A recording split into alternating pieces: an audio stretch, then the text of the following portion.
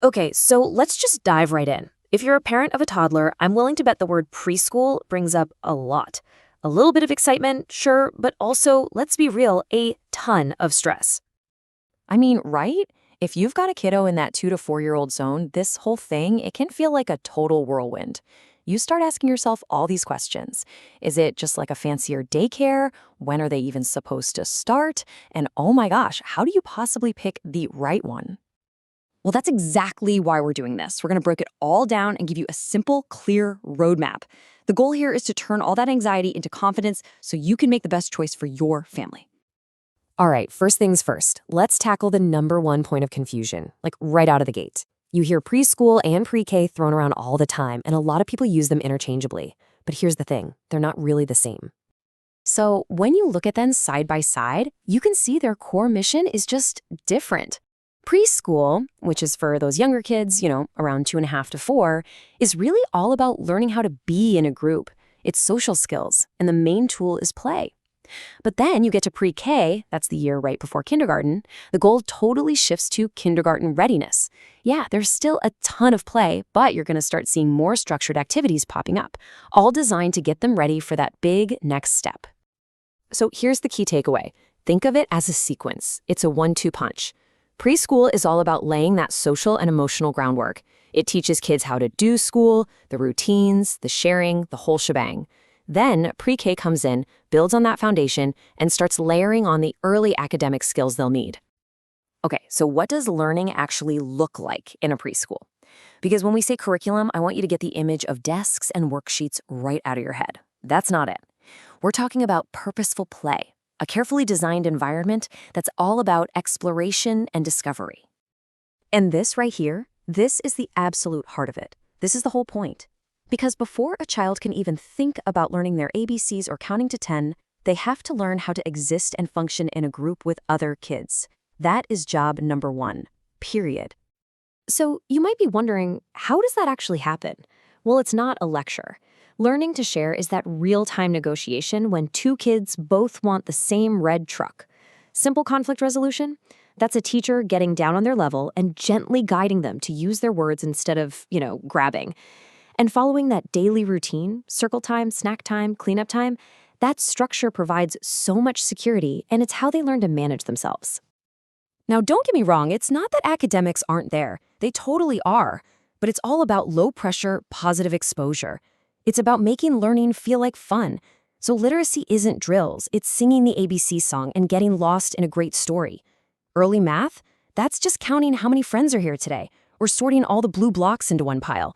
It's all learning by doing. And we can't forget this part because honestly, it gets overlooked all the time. The life skills. I'm talking about independence. Things like zipping up their own jacket, opening their lunchbox, or knowing that they have to help clean up their toys. These aren't small things. For a little kid, these are huge confidence boosters. They're empowering. Okay, so now we've got a handle on the what they're learning, the difference between programs. Let's switch gears to the how. How in the world do you choose the right school? It's all about going on that tour with a plan, a mental checklist, so you can see past the glossy brochures. When you walk in, just observe. The environment will tell you almost everything you need to know. Are the teachers down at eye level with the kids, or are they standing up, towering over them? Look at the art on the walls. Is it 20 identical, perfect little paper plate snowmen, or is it a beautiful, chaotic mess of unique, process-focused art? You want to see a room set up in cozy play centers, a block area, a reading nook, not just rows of desks. These are the telltale signs of a quality program. All right, now for your part. Time to ask some questions. And your first big one should be, what is your school's educational philosophy? And then you listen. You're listening for those key words. Are they saying play-based, which we've been talking all about? Or maybe Montessori, which is all about self-directed, hands-on work? Or maybe Reggio Emilia, where the kids' own interests actually drive the curriculum. Whatever they say, that answer is going to set the stage for everything else. Okay, this next one is a biggie. Ask them, how do you handle discipline and challenging behaviors? And listen closely to the answer. The goal here isn't to find a school where kids are perfect angels. That place doesn't exist. The goal is to find a school that sees those tough moments as teaching opportunities. You want to hear words like positive guidance, teaching self-regulation, and partnering with you. You do not want to hear about punitive stuff like timeouts as the go-to solution. Now, this next question, it might be the most important one you ask, and it's not even directly about your kid. Ask them, what's your teacher turnover rate? A low turnover rate, that is a huge indicator of a healthy, positive school culture. It means the staff is happy, they feel supported, and they stick around. And that consistency, that is gold for your child. And finally, ask about communication. How will you communicate with me? Simple as that. You're looking for a school that sees you as a partner. Do they send a daily report? Is there a cool app where they post photos during the day?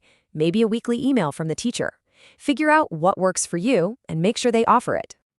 Okay, so you did it. You did the research, you took the tours, you made the big decision. Awesome. Now for the fun final step, getting your little one excited and ready for the big day.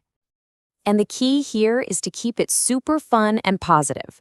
A great place to start is just talking about them, all the things that make them special and unique. This builds up that little bit of confidence they'll need to walk into a new room. A lot of schools will send home an all about me sheet. Do it together. It's such a great hands-on way to get them pumped about sharing who they are with their new teacher and all the new friends they're going to make. You know, after all the checklists, all the questions, all the research, it really just boils down to this one simple thing. Trust your gut. Seriously, you are the expert on your child. The right choice is the place that just feels right in your heart.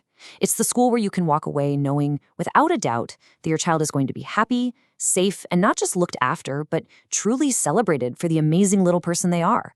That's the one.